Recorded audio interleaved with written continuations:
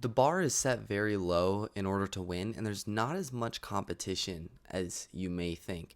And I'm talking about in basically all areas, but specifically in this video, I'm going to be relating it to motocross and racing at a national level because that's kind of what I can really speak on. But let me explain what I mean by that and how you can really take advantage of it to absolutely dominate in basically any area. If you don't know me, I'm Logan Lesser, a national motocross racer, having won over 15 state championships and an amateur national championship. I'm an extreme sports athlete and ran a marketing agency for over 4 years, growing it to $30,000 a month. And while doing so, was able to travel the world living in Cape Town, South Africa, part-time throughout the past few years. And I've spent nearly $50,000 on mentors, coaches, courses, and education, learning from the best of the best in business, fitness, mindset, racing, and so on. Now I'm sharing what I've learned and growing my community, the Champion Protocol, linked in the description below. Alright, so the main thing that I wanted to talk about in this video is how I've noticed that over the years I've just come to realize that the bar is actually set a lot lower than you may think in terms of what it takes in order to win. And actually, I might have phrased that incorrectly because let me also say, like, it is incredibly difficult to win and to achieve anything at a high level. Like, it is very, very difficult. I am not trying to say that it's easy. What I'm saying is that there's less competition than you may think because the bar is set so low simply because most people, from what I've noticed and from how I used to be in the past, I can relate to this, but most people don't know how to actually work hard. And aside from that, they don't know how to get the most out of the work that they're doing. And I've noticed this in many areas, like, because obviously, as you probably saw in the intro, like, I've run a business for the last nearly 5 years, and I've just been in that space and everything, and I've surrounded myself with a lot of very, like, intelligent and very highly successful people. I mean, I'm on a weekly call. I mean, there's a bunch of people on this weekly call, but it's with Alex Hormozi, and he's like breaking down your business and doing Q&As and all this stuff, and the dude is worth nearly $1 billion. I'm on like a weekly call with him. I've got friends who are worth in the millions of dollars, and like I've been able to see firsthand kind of what it actually takes to achieve at a high level, and I've been able to kind of see the contrast between those who just don't really do much and then those who are absolutely dominating. And not only that, but I've also learned from some of the top guys like Alex Hormozi, and I've heard their perspectives, and they know a lot more than I do, and I've just learned from them and everything. And aside from that, like with racing motocross, as you also saw in the intro, like I've raced at a very high level. I've won many, many championships. And not only that, but I've also learned what it really does take in order to achieve and succeed at a high level with it. Because like last year, when I decided to return to racing after over a year off, and then I only had 2 months to prepare, like I went in with the right mentality and the right work ethic that allowed me to, when I went to Minios, which is arguably the second biggest amateur national race of the year, I got 3rd and 5th overall and placed 2nd in one of my motos. And the only way I was able to do that is because of the preparation leading up to it. Now, by no means was it easy. It was very, very difficult, and it was a lot of work. However, what I've noticed is that if you have the right mentality and the right work ethic and everything, which is what I'll be talking about here in just a second, then you can just outcompete everybody by just 100 miles. Like it's insane. Because even what I noticed, like training at training facilities, and I'm not trying to hate on anybody or anything, this is just what I've noticed, and a lot of very highly successful people will talk about this a lot, where it seems like a lot of people are just going through the motions, which I used to do the same thing. Like I used to do this as well. Like I'm speaking about myself in the past here also, where I would just go through the motions and I'd be living in a training facility, and in my head I would almost think that that's enough. Like I would almost think like, oh, well, I'm going to be able to get to the highest level and be competing for the top 5, top 3, or even winning at the national races because I'm living in a training facility, blah, blah, blah. Well, at least in motocross, like at a national level and the pro level and everything, most people are living at training facilities and are training full time and are riding on the bike like 4 or 5 days a week, if not more, and training in the gym multiple times a day and doing crazy cardio. Like they're doing everything. So that doesn't make you stand out by any means. Like that's almost the entry ticket to even compete at all. So that was one of the things that I was very delusional with. But what I ended up learning over time is that it's not even the amount that you're putting in. Obviously, that's essential. But when everybody's doing about the same amount, it's more what you're getting out of what you're doing. And the way to get more out of what you're doing is the mentality that you have with it. And I have a prime example literally from yesterday. And I made a few videos from yesterday when I went riding at Thunder Valley, and I kind of talked through some stuff and everything. But the main thing was that my mentality while I was out there, because I actually got a lot out of yesterday. And what's funny is that when we first got out there in my first session or first moto or my warm up, it actually went really just not so good. Like I just felt like crap. I was riding super timid. Like it was super windy. I was struggling with the track because I felt like the track was just a little sketchy and I wasn't able to really get into my flow and everything. So I got off the track and I was even talking with my little brother Colby, who had also just gotten off the track from his warm up. And we were both like, man, that was kind of weird. Like we both felt like really timid and just kind of off, you know? But what I ended up deciding in the way that I approached it is in the past, what I would do, and this I can honestly say is how most people approach things and why they don't level up and get to those higher and higher levels and continue improving. Whereas the outliers and the people who absolutely dominate and compete at the highest level in everything they do, they're the ones who think differently and think the way that I'm about to mention. And I've seen this firsthand, and I used to be the same way where I would do this, where like after that first session, I'd probably be like, oh, the track is so sketchy today. The weather sucks. It's windy. Like this is almost dangerous.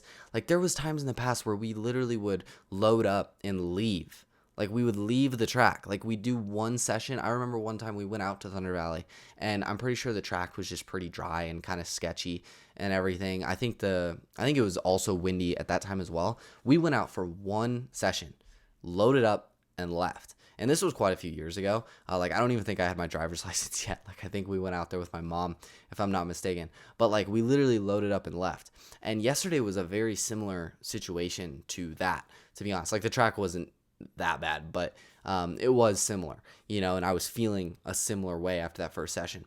But here's the difference is how I approached the rest of the day after that first session. Because after that first session, what I did is I was like, you know what? Today, like I'm not really gelling with the track right now.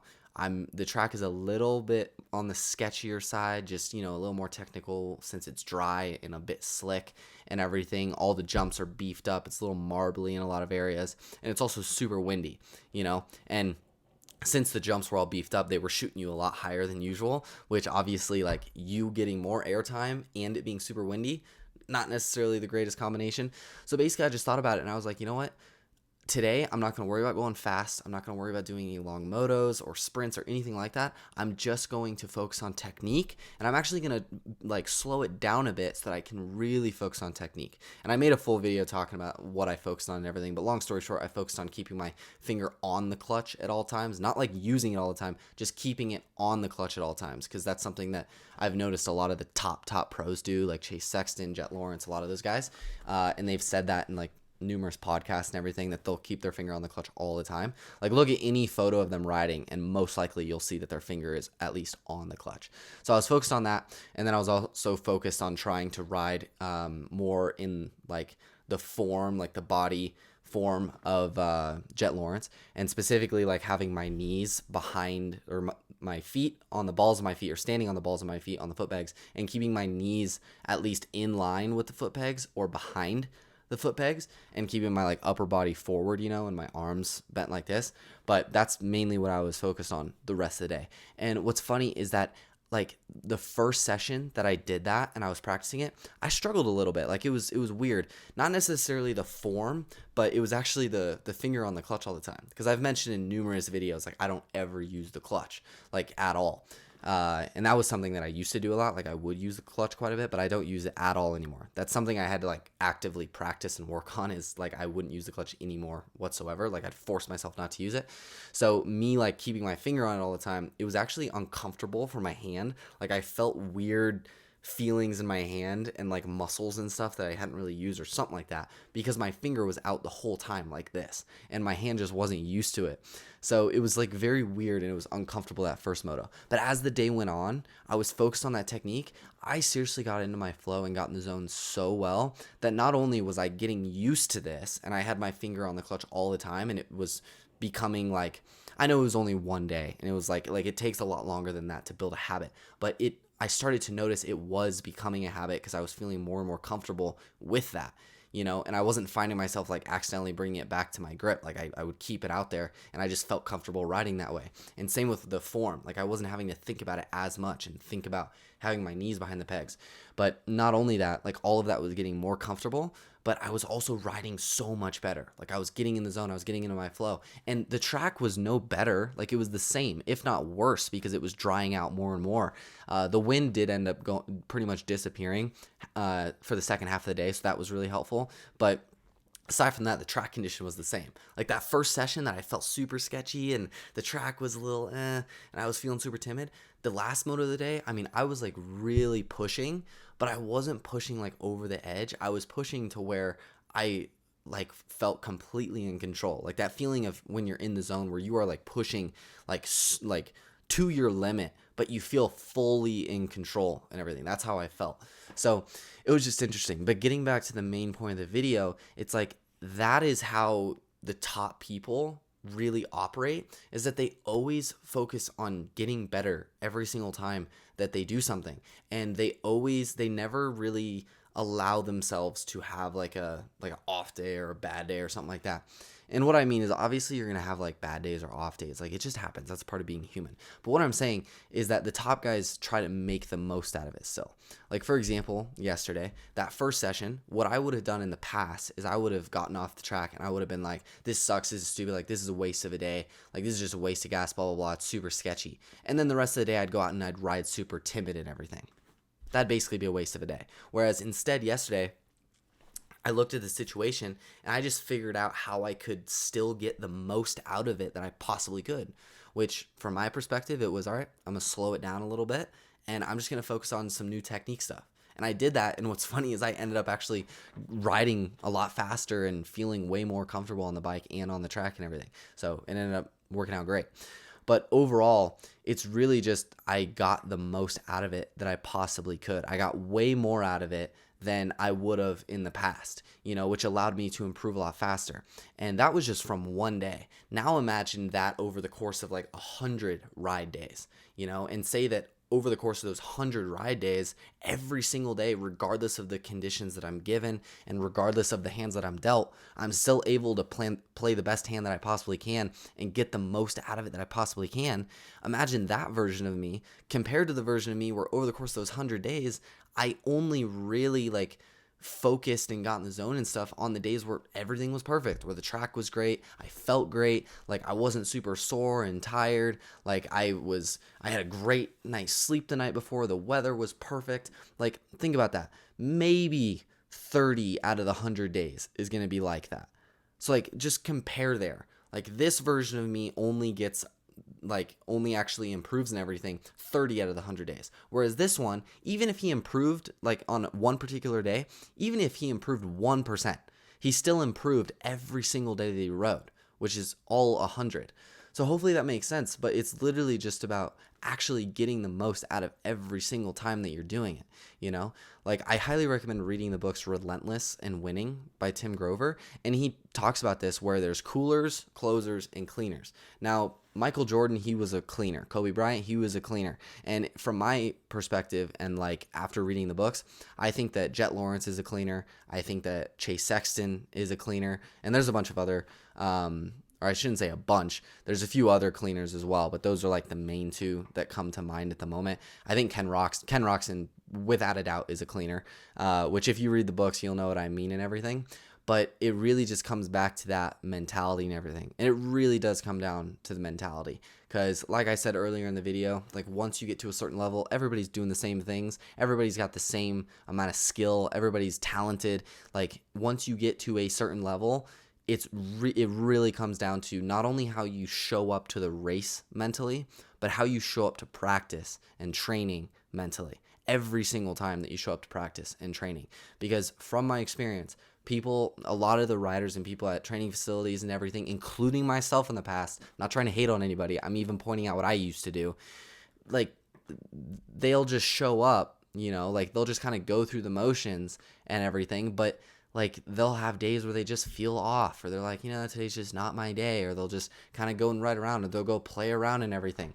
Whereas Now my mentality is I'm like, I don't care what the conditions are or whatever. Like one thing that I used to really struggle with is I would complain about the track a lot. And I think a lot of riders do this, where you just complain about the track. And yesterday was a perfect day where I would have done that, where I would have been like, track sucks, blah, blah, blah, blah, blah. Whereas now I basically approach it and I'm like, I look at it logically. And I think the track is never good nor bad. It is simply the way it is. And it's my job to ride it to the best of my ability and to adapt to the conditions. Like that is it. Like if I look at it as bad, then my day's ruined and I'm just going to ride like shit. If I look at it as good, well, either I'm lying to myself because I don't actually like it, because I'm not saying you should like love the track all the time. Like yesterday, at least at the beginning of the day, I didn't really love the track. Towards the end of the day, I was riding it so good that I did actually love the track. So I guess you do end up loving the track as you ride it really well. But when you go out for that first session like yesterday, it's super dry and it's not super great, and it's kind of marbly and everything, like if you say, oh yeah, no, the track's good, like I love it, subconsciously you know that you're bullshitting yourself, like you're lying. So instead I just look at it and I'm like, you know what? The track's not good nor bad. It is simply the way it is. Like today, if I looked at it logically, I'm like, all right, the track is a bit more dry. It's a bit slicker. There's some areas that are a bit more marbly. The jumps are a lot more built up and are shooting you a lot higher than usual. It's a bit windier today. So I'm going to adapt to these conditions and ride it the best that I possibly can. And a part of me adapting yesterday was I'm going to slow it down a bit because it's not like I'm racing or anything. There's nothing on the line. So I still want to improve and get the most out of it that I can. So instead I'm going to slow down a bit and I'm just going to focus on technique. I'm just going to focus on some new technique stuff. That's it. So that's kind of how I adapted and everything. But bringing on these like mental models and these approaches mentally that I take at the track, I've just noticed such a massive increase in improvement and everything and the speed that I improve. And one thing that I'll kind of lead to ending with, because I know the video is getting kind of long and everything, as they usually do, but I'll kind of end with this, is that I really noticed this last year. And that's because last year, like I said earlier in the video, I took over a year off from racing because I went all in on my business stuff. I lived in Cape Town, South Africa for like three months of the year last year, and I was just completely focused on my business stuff. Like I literally didn't even touch my dirt bike for over a year. And like my last race was Loretta Lynn's in 2022. And then my very next race was Minio's at the very end of last year in 2023. So literally over a year, almost a year and a half off. And I only had 2 months to prepare for Minio's after literally not even touching my bike for over a year, while everybody else had been training full time at facilities and everything. Now, what I think a lot of people will go into that with, and the mentality they'll have is like, ah, shit, like, I don't know how well I'm going to do at the race. Like, to be honest, like everybody else has been training, so I'll do what I can. I'll do my best. Like, I'm not trying to be arrogant here, but that was not my mentality. Like, my mentality when I went into training was like, I'm going to fucking kill everybody. Like, I am going to go into this prepared and I'm going to dominate. Like, period. Like, that was my mentality, honestly. And every single time I went to the gym, I got on the bike, everything. Like, I was fully focused and I knew I was already at a disadvantage. Like, I wasn't being delusional. Like, I still knew I was at a massive disadvantage because I had taken over a year off while everybody else had been training full time still for that whole year.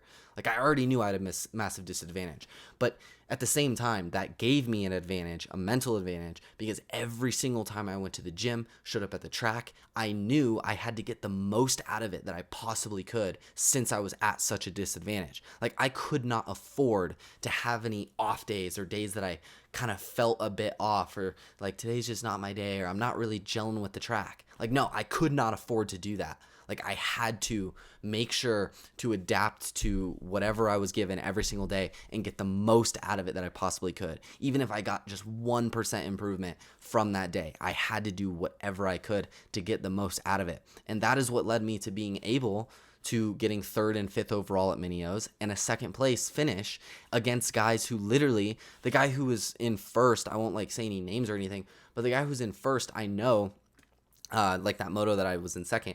First of all, I know he was on a 450 because it was in the college boy class, and I was on my stock 250. And I'm being 100% honest here. Like, I'm not lying. There was nothing done to my bike because I was also racing the same bike in the 250B limited class. So like I could not have anything done to the bike. It was fully stock. So literally I was racing my stock 250 against 450s. And if I'm not mistaken, in the college boy class, I think you can have your bikes like modded and stuff. I could be wrong about that.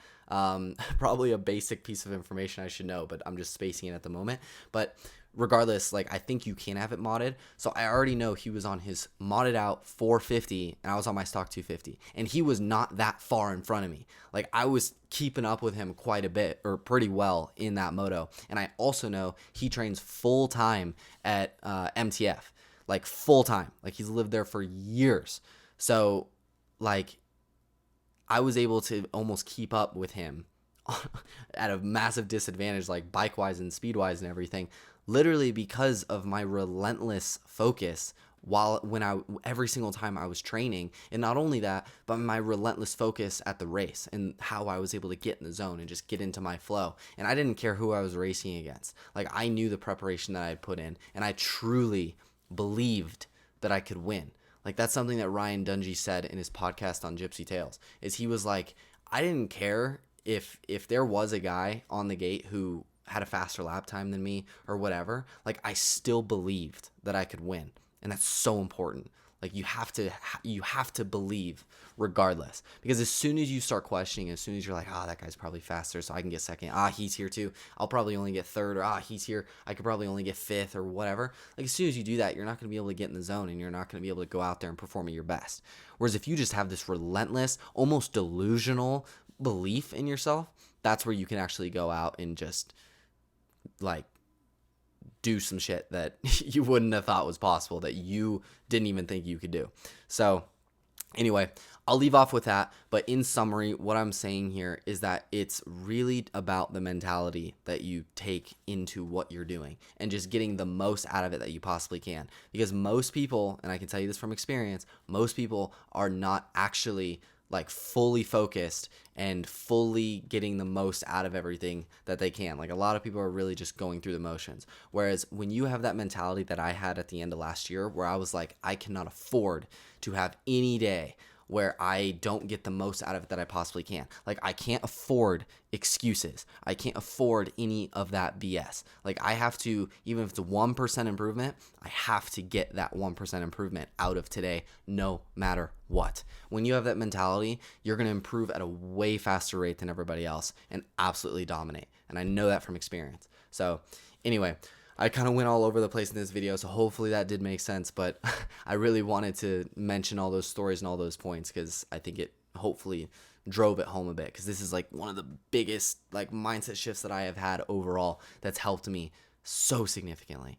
But anyway, if you liked the video and you want more of these where I just ramble and stuff, then feel free to subscribe. Also, if you're a racer, definitely check out my free community linked in the description below. That's where I've got a bunch of like resources, and we talk about stuff such as like how to get in the zone, mindset, even like technique, how to ride, all those sorts of things. And it doesn't matter what level you're at, like just check it out. But regardless, I'll see you in the next video. Peace.